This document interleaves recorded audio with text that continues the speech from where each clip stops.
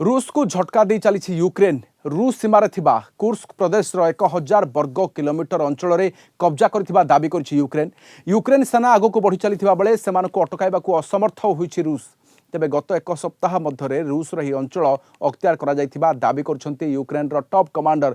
ओलेक्जांडर सिरिस्की एवं यूक्रेन घन घन आक्रमण जो गोटे पर गोटे अंचल खाली करुछि रूस 2022 रे रूस यूक्रेन युद्ध आरंभ होगा परठारु यह यूक्रेन सबुठु बड़ आक्रमणात्मक पदक्षेप बोली कहुछि। रूस अनेक ग्रामांचल को कब्जा करिछि यूक्रेन कुर्स्क अंचल में प्राय 28टी गाँ अख्तियार करिसेंति जेलेंस्की बाहिनी। यूक्रेन राष्ट्रपति वोलोदिमिर जेलेंस्की कहिसेंति रूस सबुबले अन्य उपर आक्रमण करि आसिछि एबे रूसर परिणाम भोगिबार पाळी बोली कहुछि। द्वितीय विश्वयुद्ध पर यह प्रथम थर जेबे कोनोसी देश रूस भितर पशि एभली आक्रमण करिछि।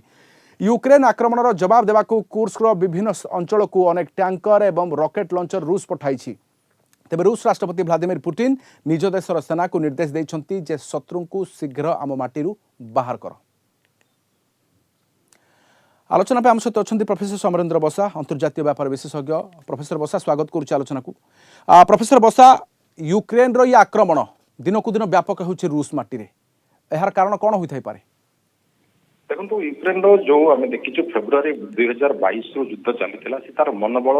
एवं नाटोर सहयोग अमेरिकार वेपनरी डेभलपमेंट रे लड़ी चली तेज बर्तमान जिते से सीधा सड़क रूस मैप भितर 30 किलोमीटर भीतर को पशिची एवं कोर्स रे जो बर्तमान तार टार्गेट रही पावर प्लांट अर्थात विजय उत्सव आरंभ कर रूस फ्लाग खोली यूक्रेन फ्लाग लगे जो अंचल रही कुरुस 28टी गाँ को खाली करा जो 1,20,000 रूस नागरिक पलायन कर तेणु यह गोटे यूक्रेन बहुत बड़ खबर कारण द्वितीय विश्वयुद्ध परठारु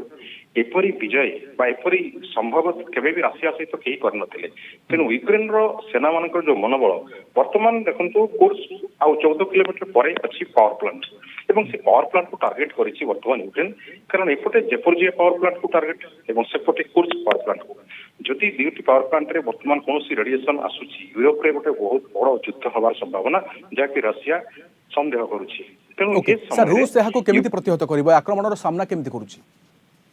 रूस वर्तमान जो 3 लेयर सिक्योरिटी सिस्टम करिछि आपनकर कुर्स्क रे पावर प्लांट रे एवं ए 3 लेयर सिक्योरिटी सिस्टम रे जो कादिरोव सेना रहिसंती जो थे रशिया सेना रहिसंती एवं एयर डिफेंस सिस्टम मध्ये से सजाग रहिछि। तेणु वर्तमान केतेबेले भी यूक्रेन काळे अटैक करिवो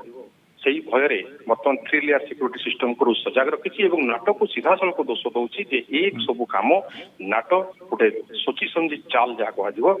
कह कुर्स्क आक्रमण को बर्तमान प्रतिरोध करने कारण क्रिमिया ब्रिज बेले आम देखी जिते क्रिमिया ब्रिज अटैक होता से रूस गोटे बहुत बड़ धरण अटैक करता क्रिमिया और कीव तेणु बर्तमान